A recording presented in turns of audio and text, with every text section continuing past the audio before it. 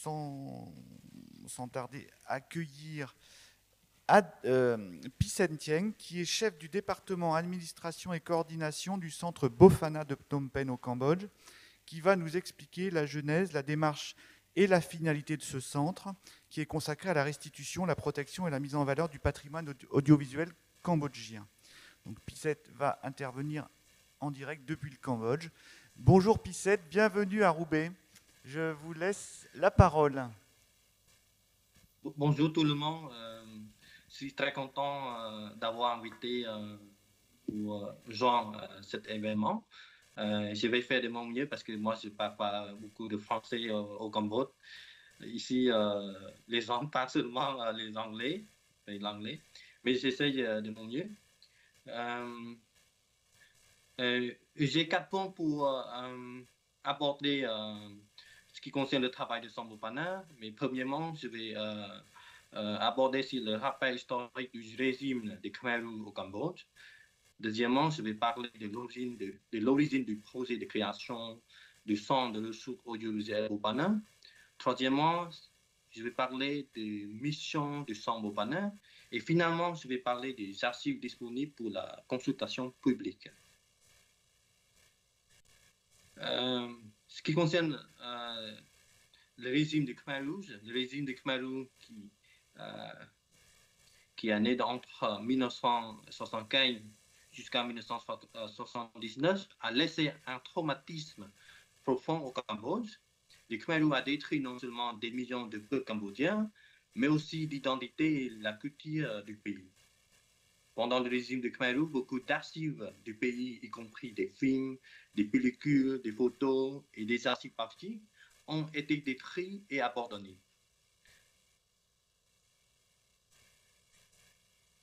Ce qui concerne l'origine du projet de création du Centre Bopana, en fait, il y avait 2 associations qui ont travaillé en partenariat pour la création du Centre Bopana. La première, c'est une association française qui s'appelle la DAC. C'est l'association d'aide au développement de l'audiovisuel au Cambodge, qui est fondée par Madame Agnès Sénémo, Madame Diane Villemont, Monsieur Pierre Vallon et Monsieur Jean de Calan. Et une autre association, c'est une association cambodgienne qui s'appelle l'APA, c'est l'Association pour la recherche, la production et l'archivage des documents audiovisuels, qui est fondée par Monsieur Ritipan et Monsieur Panaka. L'objectif de ce partenariat est que la société française transmette progressivement la responsabilité de la gestion du projet à l'association cambodgienne. Au début, il y a la plupart des employés du Centre Bopana, ce sont des Français, parce que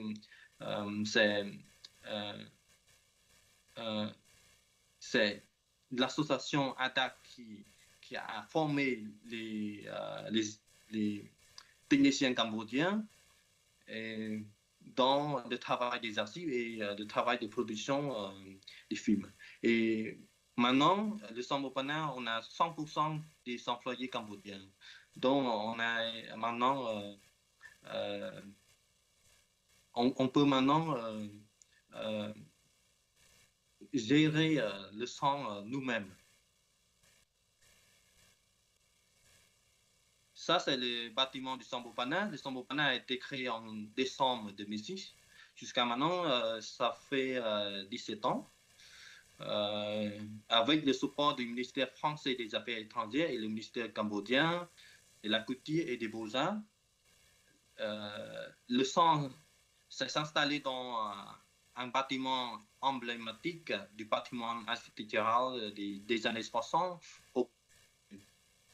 Le bâtiment a été mis à disposition par le ministère cambodgien de la Culture et des Beaux-Arts. Le Centre Bopana a 3 missions principales. La première, c'est de reconstituer la mémoire d'hier et d'aujourd'hui du Cambodge. Deuxièmement, c'est de faire découvrir ce patrimoine cambodgien. Et la troisième mission est de dynamiser et renforcer le secteur audiovisuel. Ce qui concerne le travail de reconstitution de la mémoire d'hier et d'aujourd'hui, Le Sambopana a collecté aussi des archives. Il y a les films, des audios, les photos et les papiers.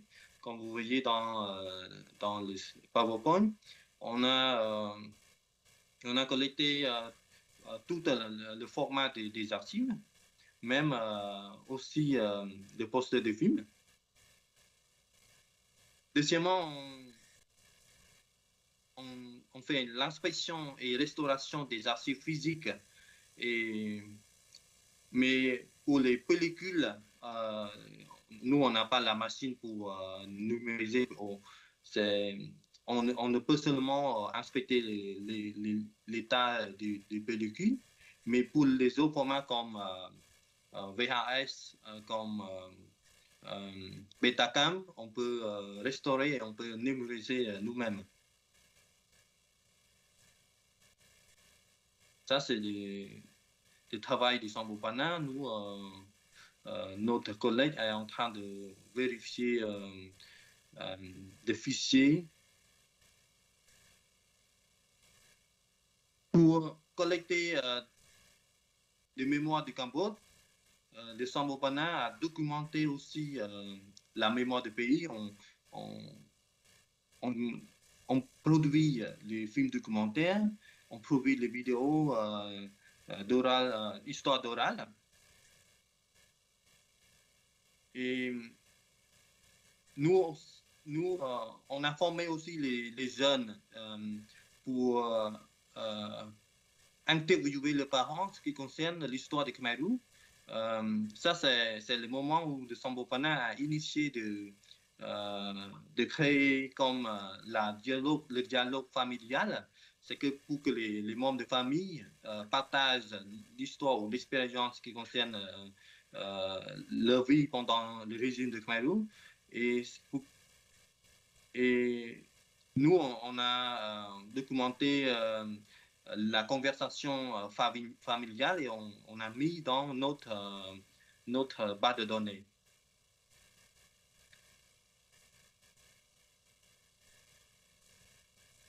La deuxième mission de Sambopana est de faire découvrir le patrimoine des archives qui est considéré comme le patrimoine du pays.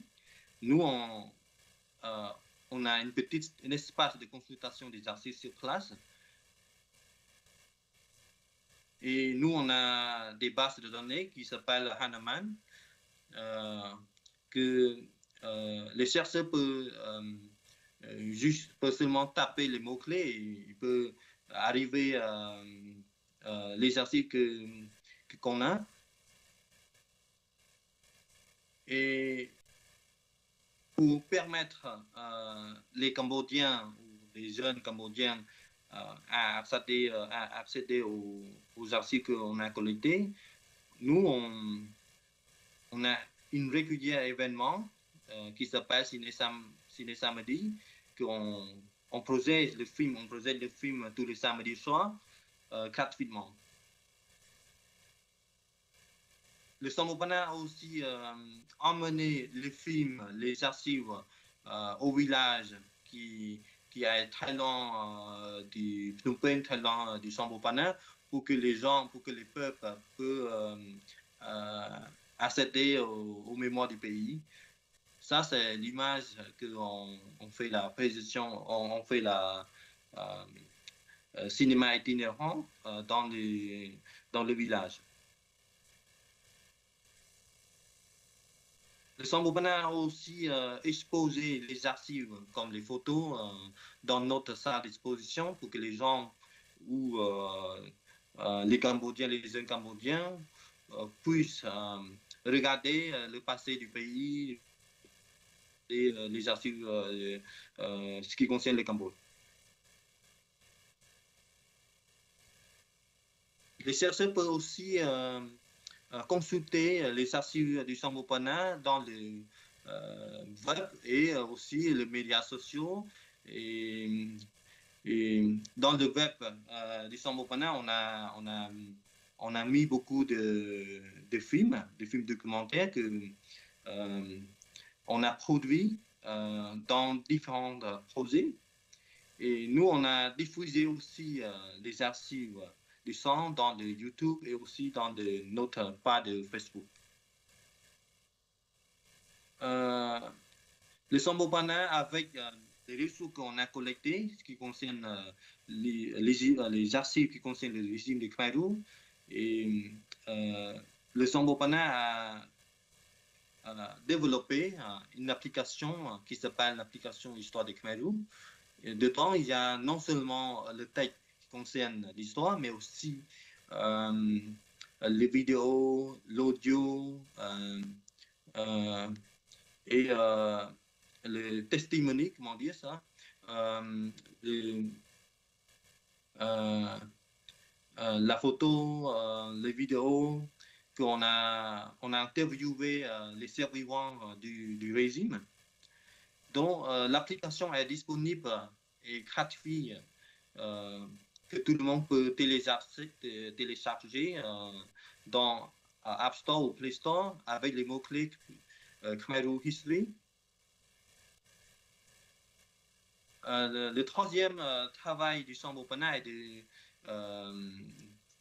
dynamiser et renforcer le secteur audiovisuel. Nous, on a formé beaucoup de jeunes Cambodgiens dans le secteur de documentaire. Le centre de Bopana forme non seulement les Cambodgiens, mais aussi les jeunes indigènes pour qu'ils puissent documenter le culture, les traditions et les problèmes dans les communautés.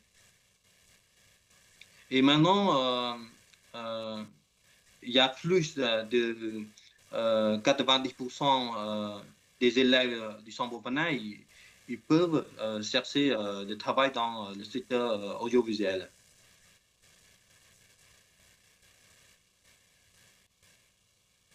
Le quatrième point, le dernier point que je vais aborder, ça concerne les archives qui sont disponibles pour la consultation publique. Actuellement, le Sambopana a mis plus de 5000 archives pour la consultation publique. On a presque 3000 vidéos, 1600 audio et on a 338 albums de photos et on a aussi scanné la couverture des livres pour que les chercheurs puissent consulter sur place.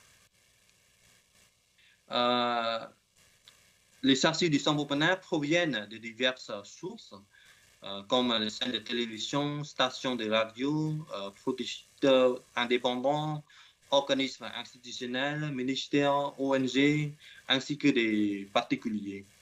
Le contenu des archives au Sambopana concerne l'histoire, l'art, les traditions, la culture, la santé, ou encore l'environnement, la religion, la politique.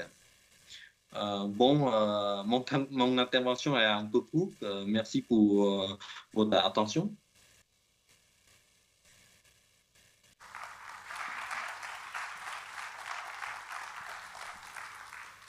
Merci Pisset pour cette très intéressante intervention. Est-ce que vous avez des questions à lui poser ?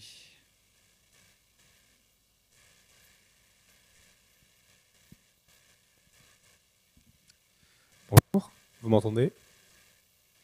Oui. Super, merci pour votre présentation. J'ai une petite question. Vous parlez de 80% de jeunes qui s'insèrent dans le monde professionnel de la vidéo. Ils vont où ces jeunes? Dans quel secteur exactement? À la télé ou... Les jeunes maintenant qui travaillent il y a une jeune indigène à Ratnakiri. Elle est en train de travailler dans la chaîne de télévision CTN, c'est la chaîne de télévision c'est une grande chaîne de télévision du pays. Et les autres qui travaillent dans la production de films. dans différentes productions de films. Et autres jeunes qui travaillent indépendamment, comme le freelancer, pour produire des courts-métrages pour les institutions, les ONG au Cambodge. Oui. D'accord, ok, merci. Je vous en prie.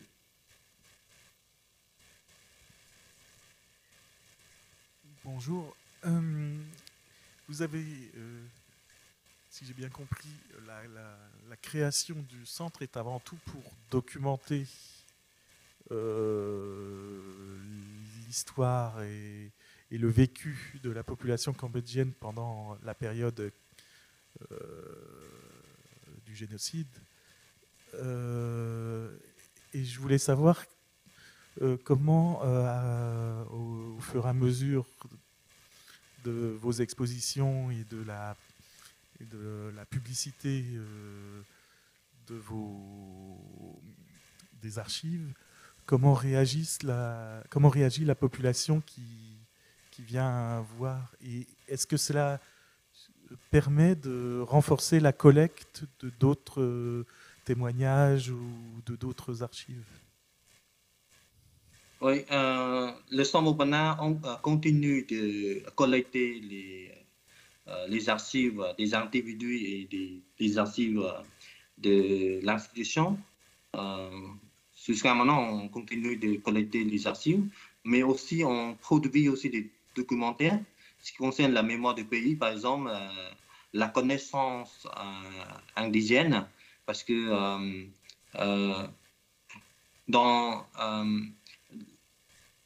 au Cambodge, il y a beaucoup de jeunes autochtones, des jeunes indigènes. Ils ne parlent pas souvent la langue. C'est pour ça que le Sambopana forme les jeunes indigènes pour documenter le coutume, la tradition en la langue. C'est pas la langue cambodgienne, c'est pas la langue khmer. Ils parlent dans le film, c'est la langue indigène. C'est pour que les jeunes formés peuvent communiquer avec les personnes, avec les protagonistes, en parlant de leur propre langue. Et le Sambopana a aussi continué produit, documenter le témoignage des victimes de Khmer Rouge, et on les met dans notre application pour que les jeunes cambodgiens sachent l'histoire. Et on a interviewé aussi non seulement les victimes, mais aussi les cadres de Khmer Rouge. C'est les cadres, c'est les gens qui travaillent dans le Khmer Rouge. Oui. Ce qui concerne l'histoire et l'expérience qu'il a passé, pendant le Khmer Rouge. J'ai répondu à votre question ou pas? Peut-être juste, vous parlez beaucoup des jeunes qui sont du coup sensibilisés à l'histoire des Khmers rouges, mais les générations plus anciennes qui ont connu cette période, est-ce qu'ils viennent avec appréhension, ou ils ont un petit peu de mal parce que c'est encore assez récent, ou au contraire, est-ce qu'ils vous aident et qu'ils disent que c'est important de faire ça?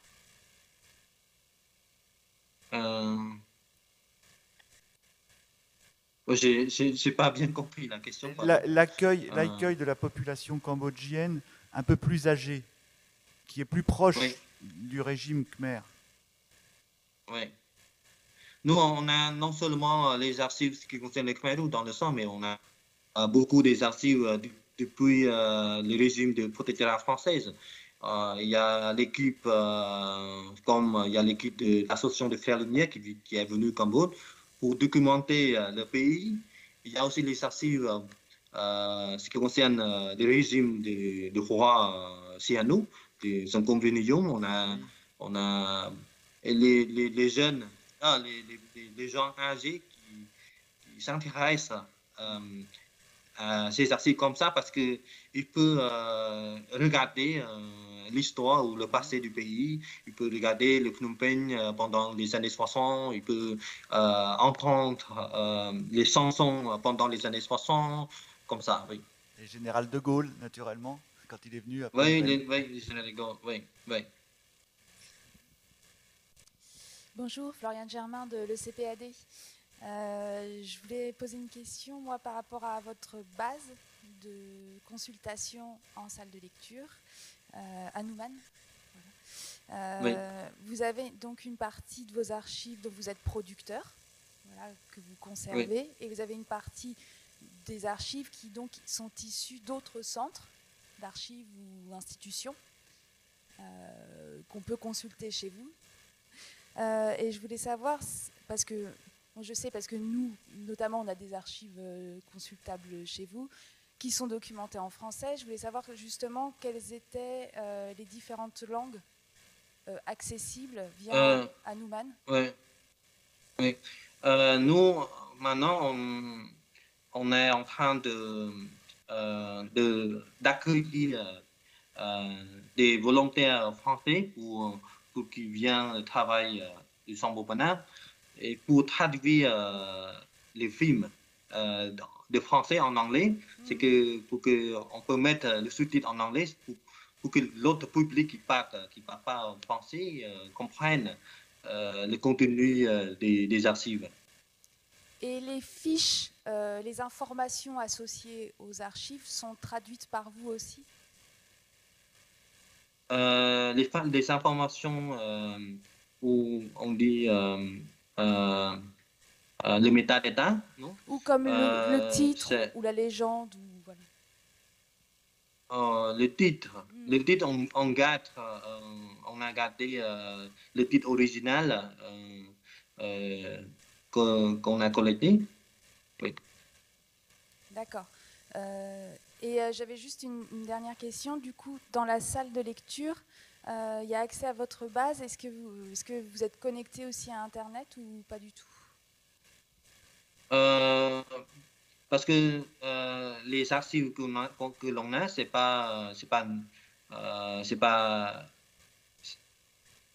appartient pas au 100% parce qu'il y a aussi les fonds des archives qu'on a collecté des autres institutions comme le CPAD, comme l'institution que vous travaillez, et les autres comme l'INA, comme Gaumont Pathé. C'est pour ça, ce qui concerne le droit d'auteur, on ne peut pas les mettre en ligne, on ne peut pas connecter à l'Internet pour éviter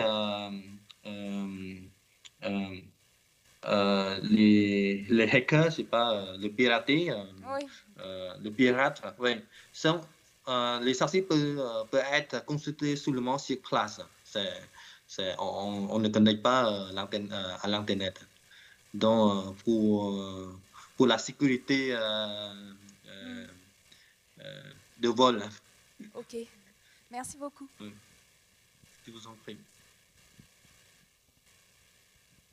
Plus d'autres questions? Si, encore une question. Oui, bonjour. Alors, question courte, mais je ne sais pas si elle sera facile. Est-ce que vous avez estimé la perte en volume ou en quantité qui a été détruite pendant la période des Khmers rouges? Moi, j'ai pas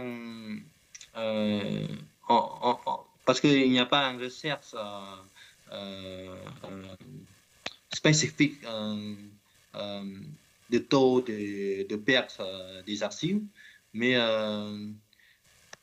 ce qu'on peut faire, c'est de communiquer avec les gens qu'on a connus, par exemple, dans les années 60, avant les Khmer Rouges, pour la possibilité de recevoir les archives pour mettre dans notre base de données pour que les gens peuvent consulter. Moi, je n'ai pas exactement le nombre exact des archives qui sont détruits. Mais en fait, ce n'est pas Khmer Rouge qui a détruit tous les archives, mais c'est naturellement, c'est les archives qui n'est pas bien gardées dans une température propre, ça va être déchiré naturellement. Oui. Oui. Merci. Je vous en prie. Encore une question.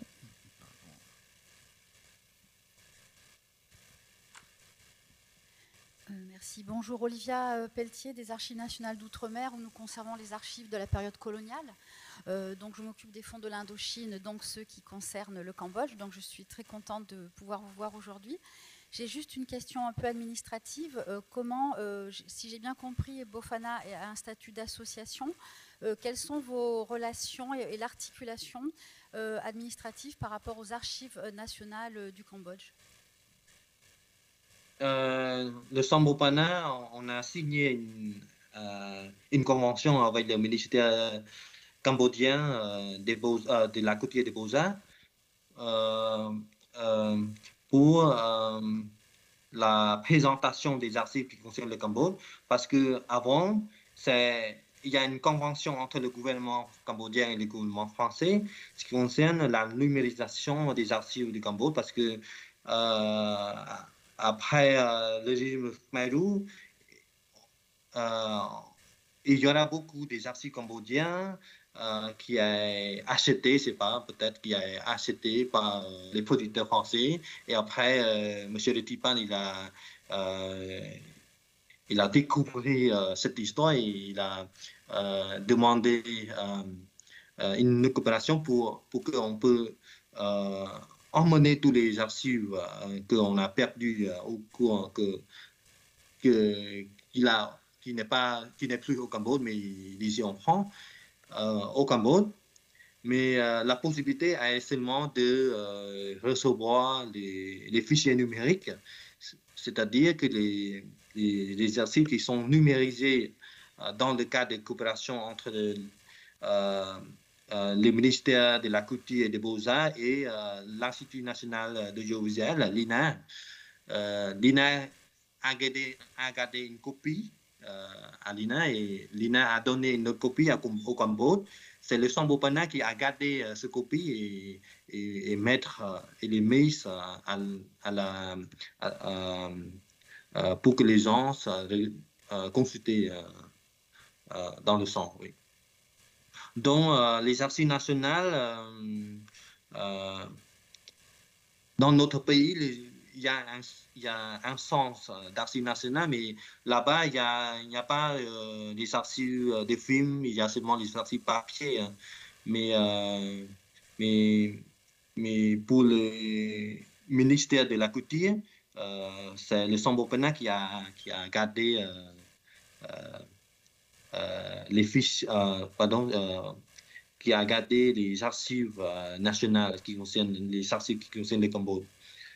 Ce sont des archives qui sont numérisées à l'INA. Oui. Merci. Merci encore, Pissette. Nous vous proposons une petite pause. Oui. Merci beaucoup pour votre attention.